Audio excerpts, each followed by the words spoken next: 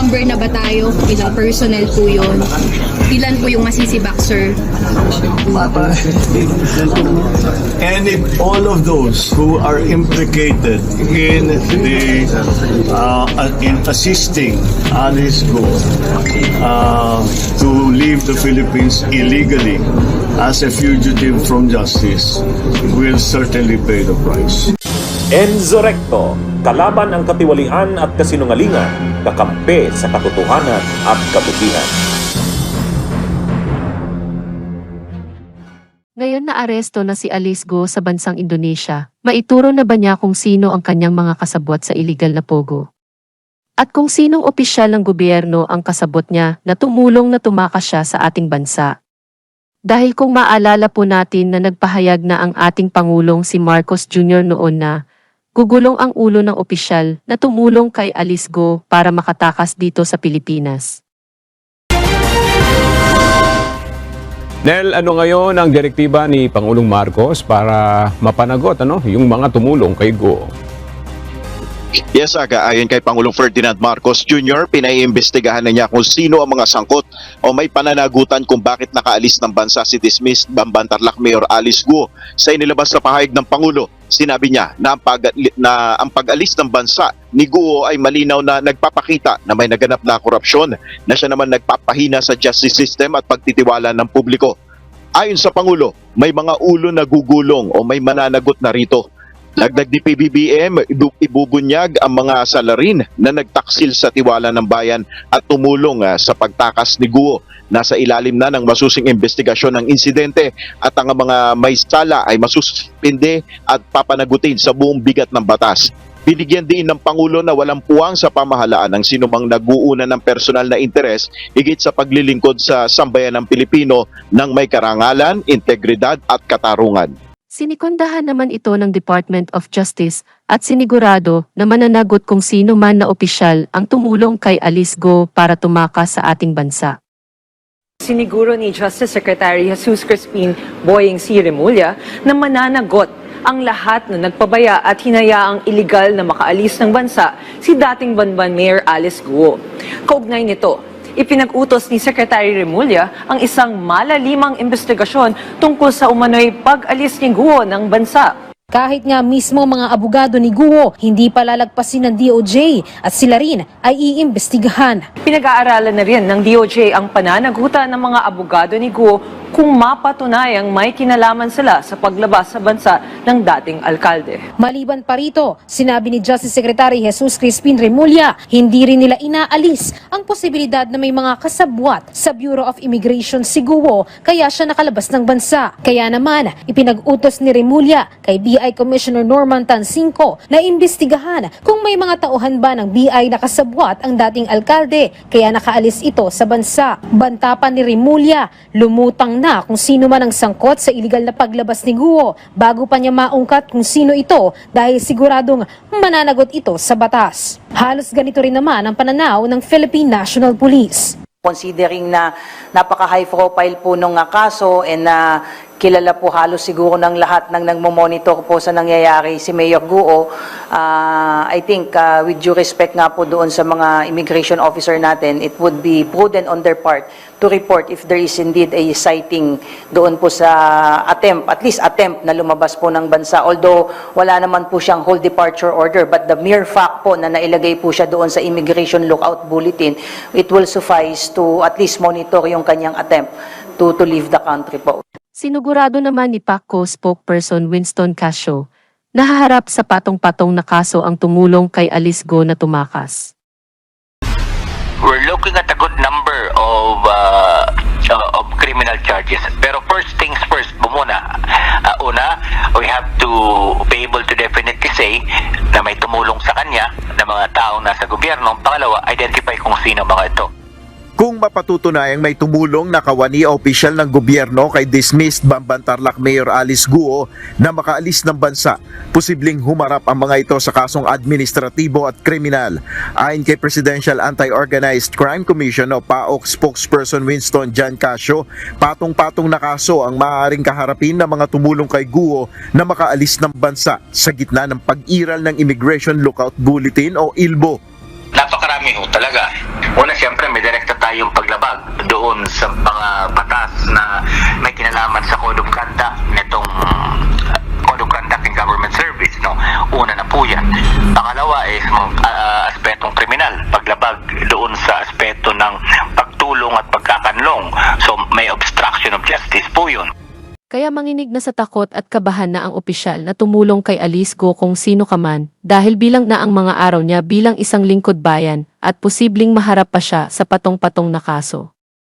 Ngayon nga nahuli na si Alice Go, sinigurado naman ng Senado sa pahayag ni Senadora Risa Hontiveros na may haharap siya sa Senado para imbestigahan at paaminin na rin kung sino pa ang mga involved sa iligal na pugo. Pati na rin paaminin siya kung sinong opisyal ang tumulong sa kanya para makatakas dito sa bansa. Kung makaharap na siya sa hearing bukas, yan ay hearing ng Justice and Human Rights Subcommittee. Ihaharap na namin siya doon kung nandito na siya sa Pilipinas. Kahit pa makaharap na siya bukas, ang source naman ng warrant niya ay mula sa Senate Committee on Women. So kailangan pa muna siyang humarap sa susunod na hearing ng Committee on Women bago makapagdesisyon kami sa disposition namin sa kanya. She will stay here at the Senate. Po natin kung mahinog na yung unang-unang kasong isinampalaban sa kanya, yun ang kaso ng DOJ for qualified human trafficking. So qualified trafficking in persons na isang non-bailable offense. At kung hindi pa man at that point in time, kasi dadaan muna siya sa pagharap sa Committee on Women, magdidesisyon pa kami kung palalayain na ba siya sa Senado or i-detain pa rin namin.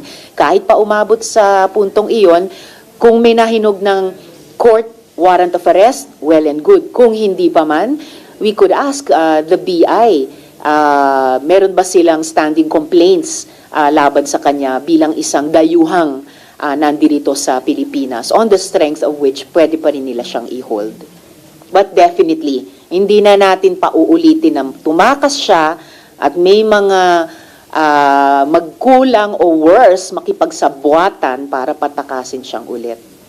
Well, as I mentioned earlier, tingin ko malakas ang dating nitong pagka-aresto niya sa kanya dahil umalis siya sa Pilipinas ng ganun-ganun lang, nakapag parang lakbay sa iba't ibang bansa dito sa Asia at papunta sa kung saan hindi pa natin alam. Pero hindi siguro magaan ang dating sa kanya na naaresto pa rin siya at ibabalik pa rin dito sa ating bansa kung saan nagpanggap siyang Pilipino, nagpanggap siyang Pilipinong mayor, lumabag siya sa iba't ibang batas ng Republika sa ilalim ng cover ng POGO. Definitely, ipinakita nitong pag-aresto kay Alice Go na tumakas ka man, pag pinaghahanap ka ng mga otoridad at may tulong pa ng mga otoridad ng ibang mga bansa, kahit dun ka pa tumakas, ay maibabalik ka rin dito sa bansang Pilipinas. That should make a strong impression sa iba pang subjects ng warrant of arrest na patuloy pa rin tumatakas o nagtatago. Well, plano na rin ng Senate Committee on Women na sana sa loob ng 2 o 3 hearing mai-wrap up na po namin. Meron pa po kaming mga pending issues, pangunahin na nga yung pagharap at pagsagot ni Alice Go, yung pagtatanong namin sa ilan pang mga personalidad na lumitaw ang kanilang mga pangalan konektado sa mga POGOs, yung hindi pa natapos na kwento ng Farmally at kung yung mga taong na-identify noon sa Farmally investigation na lumilitaw ngayon sa investigasyon namin laban sa POGO ay mayroong ding accountability doon. So, on track pa rin ang Senate Committee on Women, very big break para sa ating lahat yung pagka-aresto kay Alice Go. Maaring hindi siya yung pinakamataas pa, maaring hindi pa siya yung kumbaga malaking isda rito. At yun yung gustong tumbukin ng Committee on Women bilang bahagi ng pag-wrap up ng kabuuang 4 na taon ng investigasyon laban sa POGOs. Kahit rin sa Kamara hindi rin ligtas si Alice Go na pumunta. Ayon po kasi kay Congressman Benny Abante, papadaluhin rin nila doon sa Kamara si Alice Go para linawin din ang mga katotohanan dito sa iligal na pogo sa Pilipinas. At nabanggit din niya dito na hindi rin makakaligtas ang Bureau of Immigrations sa pag-imbestiga dahil posibleng nagkaroon talaga ng corruption sa nasabing ahensya. Balak din nilang padaluhin ang nasabing ahensya para linawin ang katotohanan sa pagtakas ni Alice Go. Para po sa karagdagan pang mga sinabi ni Kong Abante, panoorin po natin ang mga sinabi niya. The arrest of Alice Go by Indonesian authorities. It's a welcome development because Alice Go is one of our persons of interest. Soon, if she is back, either she gets arrested and be in the custody of the Senate or the House of Representatives here. So for sure, Karen, we are going to invite her to become one of our resource speakers. Okay. And what is your take with the fact that it was Indonesian authorities? I mean, this is a commentary on the state of also, I think, immigration in the Philippines, our porous borders, efficiency when it comes to welcoming and exiting fugitives, right? I mean, you have Indonesian authorities in a span of a few days actually arresting Cassandra Ong, Sheila Go, bringing them back to the Philippines, and now Alice Go. Indonesian authorities doing this. Well, I think in a way, it's kind of an embarrassment to us because the Indonesian government is bent on arresting illegal aliens, no? While these people are being able to leave the country, and that's the reason why one of the people we are going to invite is the BI, no, the Bureau of Immigration. Tatanungin namin bakit nakakaalis to ng ganun. And we heard that there is a good amount of corruption that's happening in the BI because of that. Yan po mga kabunyog, narinig po natin ang mga pahayag ni na Congressman Abante at Senadora Hontiveros. Ano po sa palagay ninyo mga kabunyog? Sino kayang mataas na opisyal or ordinaryong opisyalis ang tumulong kay Alice Go para tumakas? Abangan po natin ang mga ibubunyag pa ni Alice Go sa Senado or sa Kamara. Alin man dito sa dalawang batasan, siguradong pipigain si Alice Go para magsalita. Nagkaroon na rin ng bagong pahayag at mensahe si Pangulong Marcos Jr. sa mga tumulong at nagpatakas kay Alice Go dito sa bansa. Ito po ang mensahe ni Pangulong Marcos Jr. Alice Go, ano pong marching orders nyo and sino-sino po yung masisibak, sir, sa BI or other agencies?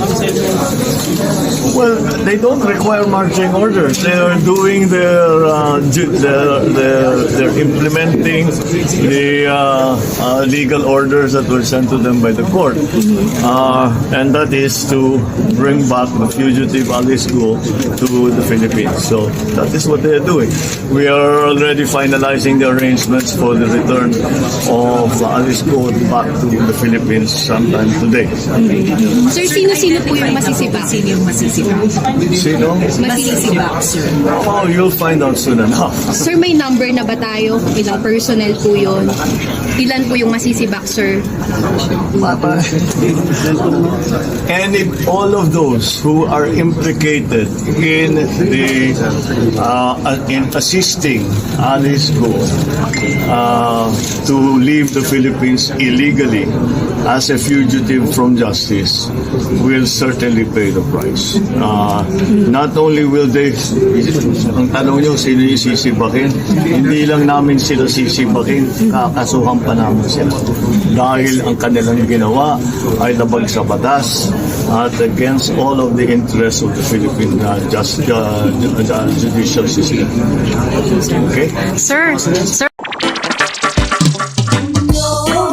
May kulanong salita na ang ibig sabihin dito ay ang pagkakaisa. Bunyog Party List. Halika na, Bunyog Party List ka na. Halika na, Bunyog Party List ka na. Sa susunod, ang atinang suportahan, Bunyog Party List, nagtataguyod ng katotohanan, lumalaban para sa bayan.